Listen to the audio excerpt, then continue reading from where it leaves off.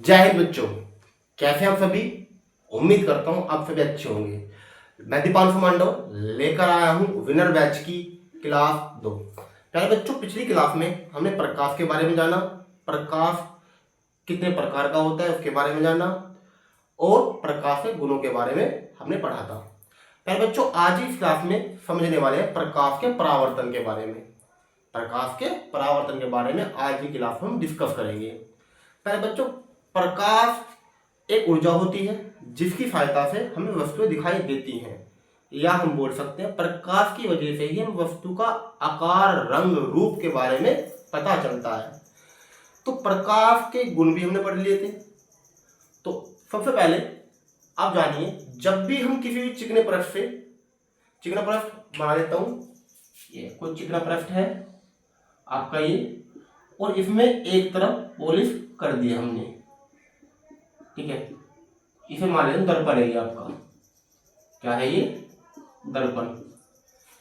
जब भी किसी चिकने पृष्ठ से टकराकर कोई प्रकाश किरण वापस उस माध्यम में लौट जाती है जिस माध्यम से वो आई थी, तो पूरी घटना प्रकाश का परावर्तन कहलाती है।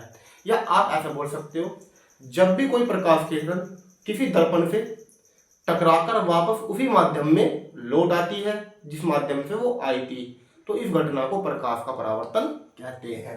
हुआ क्या, कोई चिकना पृष्ठ है जिसमें एक तरफ क्या लगी हुई है, पॉलिश, ठीक है। कोई प्रकाश किरण आई, कोई प्रकाश किरण आती है, चिकने पृष्ठ से टकराती है, टकराकर वापस उसी माध्यम में लौट आती है जिस माध्यम से वो आई थी। इधर से आई थी, इधर ही चली गई। जो आने वाली प्रकाश किरण थी उसको बोल देंगे आपतित किरण। आपतित किरण कौन सी किरण होगी, आपतित किरण। और टकराने के बाद परावर्तित जो किरण होगी बोले परावर्तित किरण। परावर्तित किरण इंग्लिश में इंसिडेंट रे,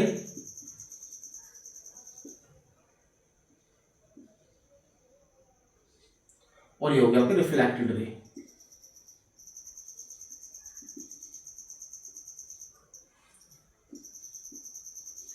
ये आने वाली इंसिडेंट रे यानी आपतित किरण, और टकराकर वापस जाने वाली परावर्तित किरण यानी कि आपके रिफ्लेक्टेड रे। अगर मैं इसमें एक अभिलंब डाल देता हूं बीच में, दो बराबर भाग में बराबर बांटने में क्या डाल देता हूं, अभिलंब, जो होगा आपका n। इसे मैं m मान लेता हूं और ये हो जाएगा n, ठीक है। अभिलंब क्या है, n m, या m और n। तो होगा क्या, आपका जो ये आपका ट्रायंगल बना हुआ दिख रहा है, दो बराबर भाग में बट जाएगा। जो ऊपर वाला है वो बनाएगा एंगल I। एंगल I माने incident angle, I for incident angle, क्योंकि आपतित किरण बना रही है ना, इंसिडेंट रे बना रही है एंगल, तो उसे बोल देंगे इंसिडेंट एंगल। और ये होगा आपका एंगल R। क्या होगा, एंगल R। R क्या, रिफ्लेक्टेड एंगल। R क्या होगा, रिफ्लेक्टेड आपका एंगल होगा। इसके बाद मैं आपको बता दूं, दर्पण है, कोई प्रकाश किरण आई, टकराई, टकराने के बाद वापस इस माध्यम में लौट गई जिस माध्यम से वो आई थी, ठीक है। इस पूरी घटना को क्या बोल दिया हमने, प्रकाश का परावर्तन, ठीक है। अगर थोड़ा मैथमेटिकल लेकर चले तो आने वाली प्रकाश किरण को आपतित किरण यानी इंसिडेंट रे, जाने वाले को टकराकर परावर्तित किरण यानी रिफ्लेक्टेड रे, और बीच में अगर डाल दिया जाए अभिलंब, अगर बीच में क्या डाल दिया जाए, अभिलंब, तो वो हो जाएगी, ठीक है, जिसका नाम हमने दे दिया n और m, ठीक है। अभिलंब ने क्या करा, इस पूरे पोर्शन को दो बराबर भागों में बांट दिया। ऊपर वाला भाग एंगल I कहलाया, नीचे वाला भाग एंगल R कहलाया। जब दो बराबर भागों में बांटा तो मैं बोल सकता हूं हम कि आपतित कोण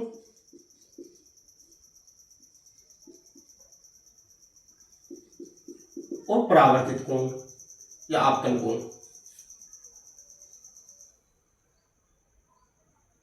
परावर्तित कोण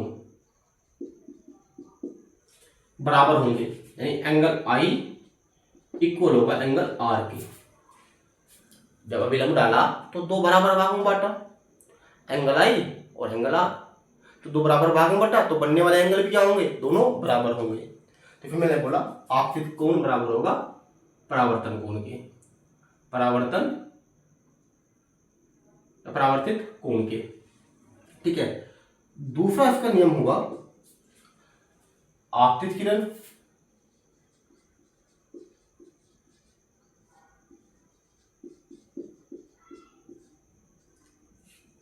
परावर्तित किरण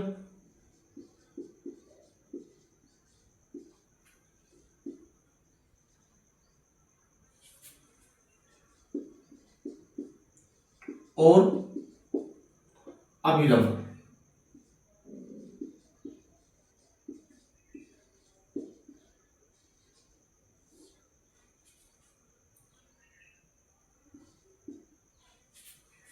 तीनों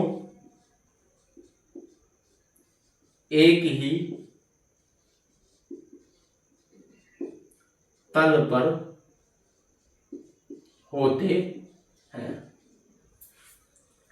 आपतित किरण, परावर्तित किरण और अभिलंब तीनों का मिल रहा है इस तल पर। तो दूसरे नियम में मैंने ये लिखा आपतित किरण, परावर्तित किरण और अभिलंब तीनों एक ही तल पर होते हैं।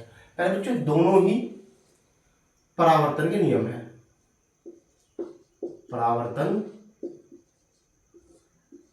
के नियम होते हैं। ठीक है, ये क्या है आपके परावर्तन के नियम। एंगल आई बराबर होगा एंगल आर के। एंगल आई मैंने आपको बता दिया, एंगल आई होता है आपतित कोण और परावर्तित कोण कौन सा होगा, आपका एंगल आर। ठीक है, यानी एंगल आई बराबर हो जाएगा आपका एंगल आर। फिर दूसरा नियम था आपतित किरण और परावर्तित किरण।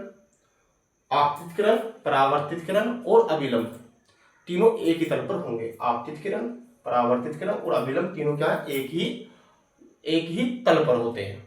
ये इसका दूसरा नियम है। तो आई होप प्यारे बच्चों आपको समझ में आया होगा। तो आज की वीडियो में हमने प्रकाश के परावर्तन के बारे में और प्रकाश के नियम के बारे में पढ़ा था। प्रकाश के परावर्तन और प्रकाश के नियम के बारे में पढ़ा था। अगले टॉपिक को कराते हैं अगली क्लास में। फिर भी कोई भी डाउट हो आप कमेंट करके बता सकते हैं। और जिसने अभी तक हमारा चैनल सब्सक्राइब नहीं किया वो चैनल सब्सक्राइब कीजिएगा और ये वीडियो अपने दोस्तों तक भी शेयर कीजिएगा।